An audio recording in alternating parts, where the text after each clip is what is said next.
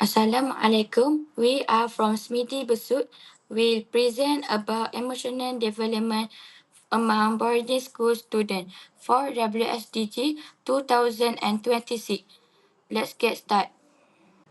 First, let me introduce our team members, Amni, Iris, and Siti. We are supervised by teacher Faizura. I will go with introduction first. In Malaysia, the typical secondary school age range is 13 years to 70 years old. From 1 to 5, which are the teen age, the emotional development of a teenager involves in teens mood shift, a strong search for identity and growing independence. Boarding schools in Malaysia are residential campuses where students live, study, and eat during the school term. They offer structured daily routines and supervised study periods. What is the problem? Boarding school place adult level emotional demands on teenagers who is the undergo emotional development. The importance. It is important to manage emotional development in teenagers as it builds the foundation for long-term mental health, preventing severe issues like anxiety and depression. We are focusing on 4 SDGs. The first one is SDG 3, Good Health and Well-being, to promote emotional regulation and providing the tools to reduce stress, prevent substance abuse, and lower suicide rates in teenagers. Second one is SDG 4, Quality Education, to focus on holistic education, including social and emotional learning, SEL, in order to improve empathy, self-efficacy, and positive school environment. Third, SDG 5, Gender Equality, to prevent gender stereotypes, boosts self-norm, and ensures equitable emotional support for all teenagers. The last one is SDG 16, Peace, Justice, and Strong Institution, to create environment free from bullying and violence, creating the psychological safety necessary for teenagers to build trust and express themselves. How to solve it? School counselors serve as the frontline defense for your well-being.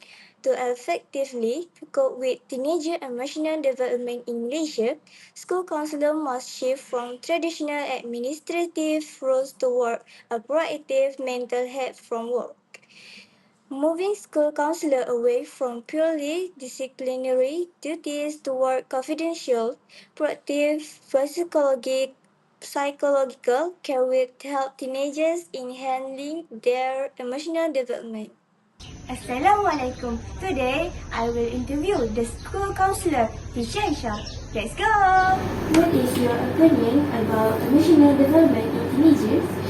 Okay, emotional development among teenagers is quite crucial nowadays because it involves about most of the problem that have been done by teenagers involved with the emotional development, how they cope with their emotional. So emotional development actually is a process how the teenagers cope with their emotion, stress, mental illness. So when the teenagers cannot cope or cannot do the thing about cope with their emotion, they will have a problem with emotional development. They will be involved with other problems. Okay. Based on your experience, you students open up to share about their emotions with you. Okay. As a counselor, most of my students or my clients come to the counseling session. Mostly it's about emotional problem, about stress, depression, or something. And most of the problem, like depression, is something that cannot be shared openly.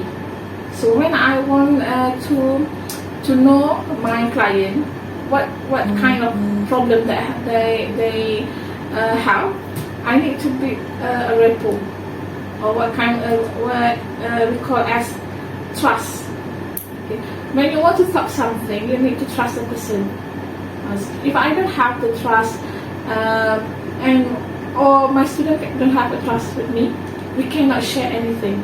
So the most crucial thing when we want to cope with emotional problem or emotional development among teenagers, first as a counselor, I need to build a rapport. After that, I can help to solve the problem. Maybe we can share anything. Maybe they can share stories with me. I can provide solving. I can provide advice, so they can cope with their problems. Thank you, teacher, for your share. Okay. Buletin utama malam ini mengenengahkan gejala masalah kesihatan mental dalam kalangan remaja bawah umur, khususnya budak sekolah, yang dilihat semakin membimbangkan. Tekanan emosi yang ditanggung secara senyap itu akhirnya menjejaskan pembelajaran dan kualiti hidup. Wartawan Mazarif Zafri Aziz Desa mengupas permasalahan itu. Seorang daripada 6 kanak-kanak mengalami masalah kesihatan mental dan ia meningkat 2 kali ganda sejak 2019. Dapatan itu terdapat dalam laporan Tinjauan Kebangsaan Kesihatan dan Morbiditi 2023 Institut Kesihatan Umum Kementerian Kesihatan yang diterbitkan tahun lalu. Statistik remaja dari kawasan bandar lebih tinggi berbanding di luar bandar. Sekarang ini kalau berdasarkan statistik daripada banyak pihak yang telah mengeluarkan perangkaan-perangkaan berkaitan kesihatan mental ni, kita nampak trend dia semakin meningkat. Yes, dalam kalangan kanak-kanak yang melibatkan yang sedang bersekolah dan juga ada yang sebelum masuk kepada sekolah rendah pun, which is prasekolah, itu dah ada statistik yang menunjukkan adanya peringkat umur yang sedemikian, dan ini sangat membimbangkanlah. For conclusion, teenagers often hide their feeling to maintain social harmony. Thus, they turn into severe anxiety. To fix this, school must stop treating emotional distress as a disciplinary problem. Instead, school counselors, the close person to the teenagers at school, have the right to teach teenagers healthy ways to express their emotions. That's all from us. Hope that you will gain something from our video. Thank you and goodbye.